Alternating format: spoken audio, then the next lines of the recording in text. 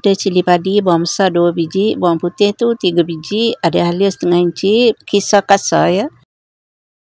Ada sos tiram, kicap kipas udang, ada kicap sotong dengan sos cili. Yang ni masuk kemudian ya. Bawang besar tu setengah biji. Ni nak goreng ayam ya. Sedikit air asam jawa. Digoreng ya, dah digaul garam dengan kunyit.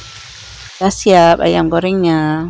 Guna minyak lebih goreng ayam, tumis bahan kisar yang kisar kasar ya. Bawang besar, bawang putih, halia dan cili padi tu ikut pedas masing-masing.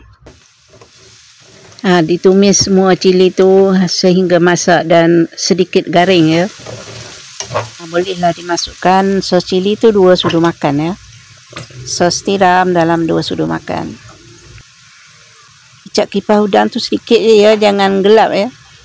Ni kicap sotong ya. Kicap sotong tu pun boleh dirasa nanti. Sebab kicap sotong tu masin. Letak serbuk perasa dan gula sedikit ya. Tak payah letak garam ya.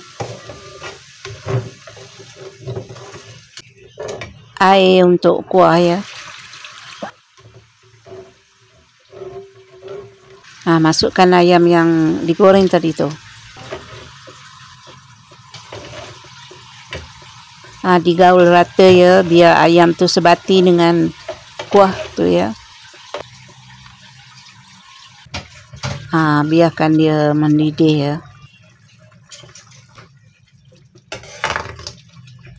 Gaul rata biar kuah dia terkena semua ayam tu ya. Bolehlah dirasa ya. Kuah pun dah sedikit pekat ya. Rasa pun dah okey. Masukkan bawang hiris tadi dengan cili padi potong kecil-kecil ya.